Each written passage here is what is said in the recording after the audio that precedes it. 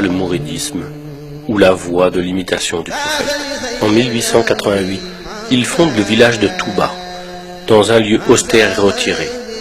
De plus en plus de monde vint vers lui, mais les colonisateurs de l'époque ne voyaient pas les attroupements d'un bon œil. Ils arrêtèrent Cheikh Ahmadou Bamba le 10 août 1895 à Diawol, et à Saint-Louis, les colons décidèrent de son départ en exil. Le 21 septembre 1895, sur le bateau ville de Pernambouc, Cheikh Ahmadou Bamba quitte le Sénégal et les siens. Il arriva à Libreville, où il passa 3 mois. Puis il est envoyé dans des contrées austères, où règnent les moustiques et les maladies, au sud du Gabon, à Mayomba, où il déclara ceci: « Ô océan de Mayomba, témoigne que je suis l'esclave de celui qui pardonne les péchés, et que je demeure le serviteur de l'élu. » Il y passa 5 ans avec des militaires et des prêtres. Ce sera plus à l'intérieur du pays, à Lambaréné, où il passera encore 2 longues années avant de revenir au Sénégal. De retour au Sénégal, le cheikh poursuivit l'éducation de ses disciples à Darou Marnane. Mais le nombre de ses adeptes ne cessait de croître. La Mouridia prit une ampleur spectaculaire et demeura une source d'inquiétude pour les colonisateurs qui se sentaient menacés.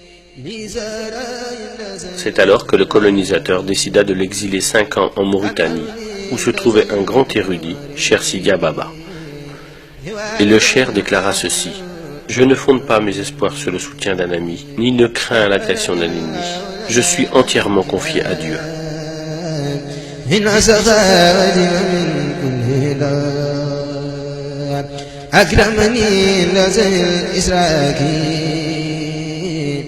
De retour au Sénégal, Cheikh Ahmadou Bamba est assigné à résidence à Thiéyenne. Puis il fut envoyé à Diourbel, où il vécut en résidence surveillée jusqu'à la fin de sa vie. En janvier 1919, lorsque les colons voulurent lui remettre la croix de la Légion d'honneur, il la refusa et déclara: « Je suis le captif de Dieu et ne reconnais d'autre autorité que la sienne. Ma récompense incombe au donateur, qui est noble majesté pour le service que je rends à l'élu, qui est pourtant le donateur par excellence. »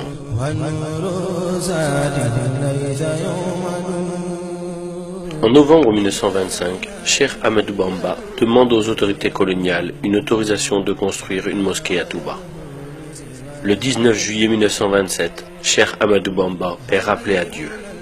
Le conseil de famille désigna Cheikh Mouhamadou Moustapha, fils aîné du cheikh, pour la succession de son père.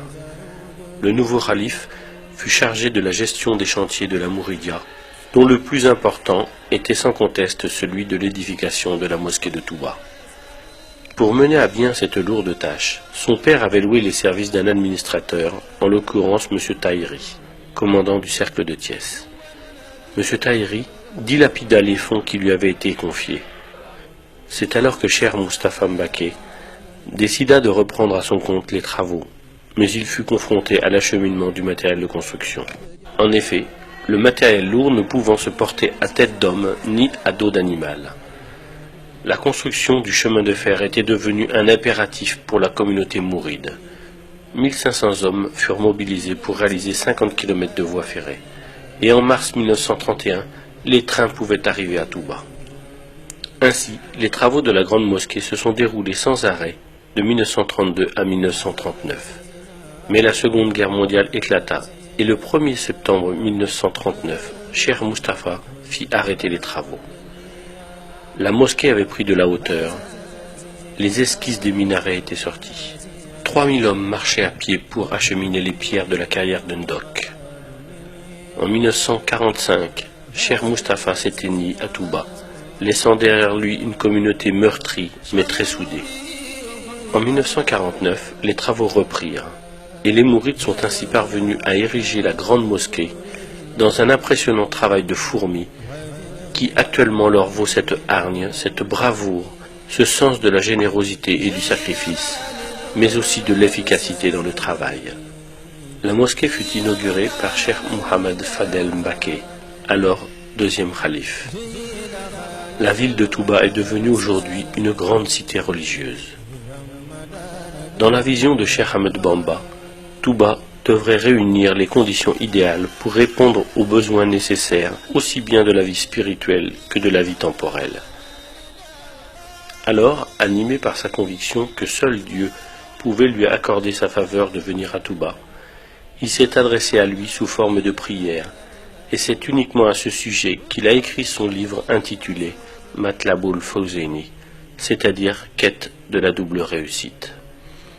Il adressa à Dieu ses prières qui se réalisèrent, où il disait « Absous les volontaires qui ont bâti l'édifice si élevé de ma demeure, la cité bénite de Touba, de leurs péchés du passé et de l'avenir.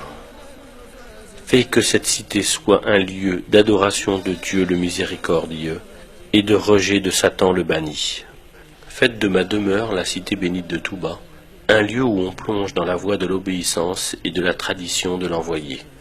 Prière et bénédiction sur lui. » Convaincu que la connaissance de la science islamique est la voie royale qui permet d'accéder à la meilleure place dans la vie spirituelle, il s'adressa à Dieu et dit « Fais que cette cité soit un réceptacle d'enseignement, un lieu de méditation et d'entendement.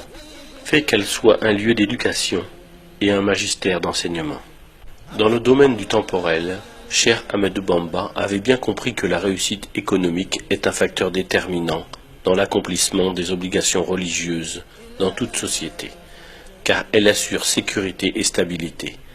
Il disait « Fais que cette terre soit une terre de richesse, de sécurité, de miséricorde et d'abondance tout le temps. Favorise les habitants de Touba d'un bienfait en eau abondante, ruisselante et qui court à l'instar d'un ruisseau. Protège cette demeure du vagabondage et de la délinquance et de toute promiscuité.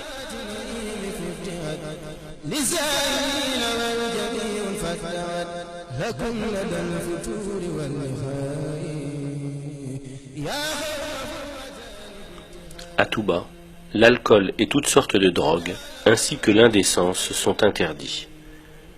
Cheikh Ahmadou Bamba disait « Protège quiconque aura consacré un effort dans cette cité, y aura effectué une visite, et pardonne-lui ses péchés. » Ainsi, chaque année, Touba enregistre plus de 3 millions de pèlerins, surtout pour le Grand Magal de Touba, qui commémore le jour du départ en exil au Gabon de Cheikh Ahmadou Bamba.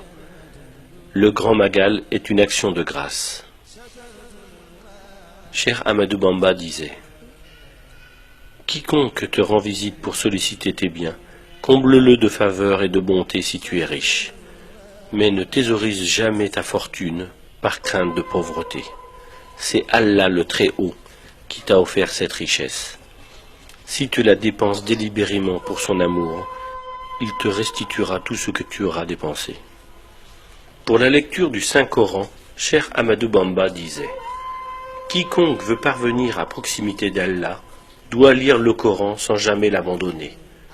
Celui qui veut, dis-je, obtenir l'agrément d'Allah doit lire et méditer le Coran. » Masalik. Et pour l'éducation coranique, de nombreuses écoles, aussi bien à Touba que dans le monde entier, ont été bâties et prochainement, une université verra le jour.